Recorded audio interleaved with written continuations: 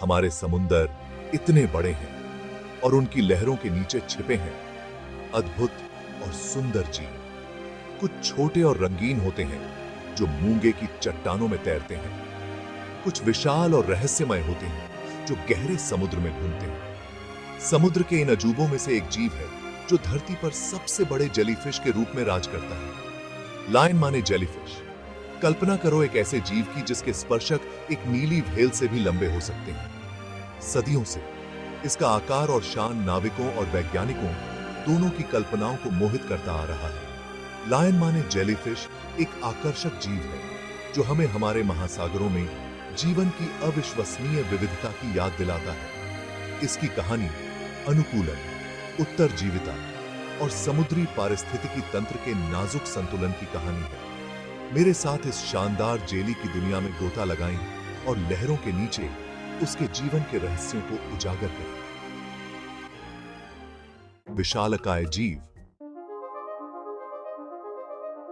Lion माने jellyfish Arctic उत्तरी Atlantic और उत्तरी प्रशांत महासागरों के ठंडे, कम यात्रा वाले पानी को पसंद करता है।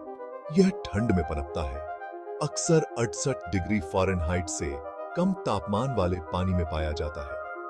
कुछ जेलीफिश के विपरीत जो गर्म पानी पसंद करते हैं, लायन माने ठंडी गहराई में उष्ण कटिबंधीय तटों से दूर रहता है, जबकि उन्हें सतह के पास पाया जा सकता है, खासकर ठंडे महीनों में। लायन माने जेलीफिश अक्सर गहरे पानी को पसंद करते हैं, कभी-कभी सतह से सैकड़ों फीट नीचे उद्यम करते हैं। ठंडे तापमान के लिए यह प्राथमिकता उन्हें इन कठोर वातावरणों का एक अनोखा और आकर्षक निवासी बनाती है। भाग 4। अजूबे के स्पर्शक। लायन माने जेलीफिश की सबसे आकर्षक विशेषता निस्संदेह इसके लंबे, बहते हुए स्पर्शक हैं। ये स्पर्शक, जिनकी संख्या सैकड़ों में होती है, उत्तरजीविता के लिए इसके प्राथमिक उपकरण हैं, जो रक्षा और शिकार दोनों में महत्वपूर्ण भूमिका निभाते हैं। प्रत्येक स्पर्शक हजारों विशेष कोशिकाओं से लैस होता है, जिन्हें कैनिडोसाइट्स कहा जाता है, जिसमें चुभने वाली संरचनाएं होती हैं, जिन्हें नेमाटोसिस्ट कहा जाता है। ये नेमाटोसिस्ट छोटे हार्पून की तरह होते हैं, जो स्पर्श से ट्रिगर होने पर बिजली की गति से फायर करने के लिए कुंडल और तैयार होते हैं। वे शिकार में जहर का इंजेक्शन लगाते हैं, छोटी मछलियों, प्लवक और अन्य जेलीफिश को पंगु बना देते हैं, जो बहुत पास भटकती हैं। इन विषैले स्पर्शकों की विशाल संख्या और लंबाई लायन माने को समुद्र की गहराई में एक दुर्जय शिकारी बनाती है। भाग 5। लायन माने का डंक। जबकि लायन माने जेलीफिश को इंसानों के लिए घातक नहीं माना जाता है, लेकिन इसका डंक एक मुक्का मार सकता है। इसके स्पर्शकों के संपर्क में आने से दर्दनाक डंक लग सकता है, जिससे लालिमा, खुजली और घाव जैसे लक्षण दिखाई दे सकते हैं।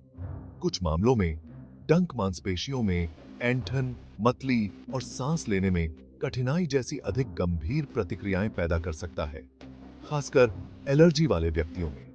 यह याद रखना महत्वपूर्ण है कि मृत लायन माने जेलीफिश भी डंक मार सकती है, क्योंकि उनके नेमाटोसिस्ट सक्रिय रहते हैं।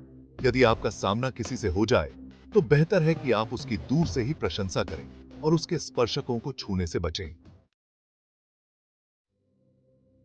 भाग 6। जीवन के जाल में लायन माने। अपनी भयावह प्रतिष्ठा के बावजूद लायन माने जेलीफिश समुद्री पारिस्थितिकी तंत्र में एक महत्वपूर्ण भूमिका निभाता है। एक शिकारी के रूप में यह छोटी मछलियों और प्लवक की आबादी को नियंत्रित करने में मदद करता है, जो समुद्र में जीवन के नाजुक संतुलन में योगदान देता है। दिलचस्प बात यह है कि कुछ मछली प्रजातियों ने लायन माने जेलीफिश के साथ एक सहजीवी संबंध विकसित कर लिया है। इसके स्पर्शकों के बीच शरण पाना और इसके शरीर पर रहने वाले परजीवियों को खाना। शिकारी, शिकार और सहजीवन का यह जटिल नृत्य हमारे महासागरों में जीवन की परस्पर जुड़ाव पर प्रकाश डालता है। लायन माने जेलीफिश हमें याद दिलाता है कि प्रकृति की भव्य योजना में सबसे भयावह जीवों की भी भूमिका होती है।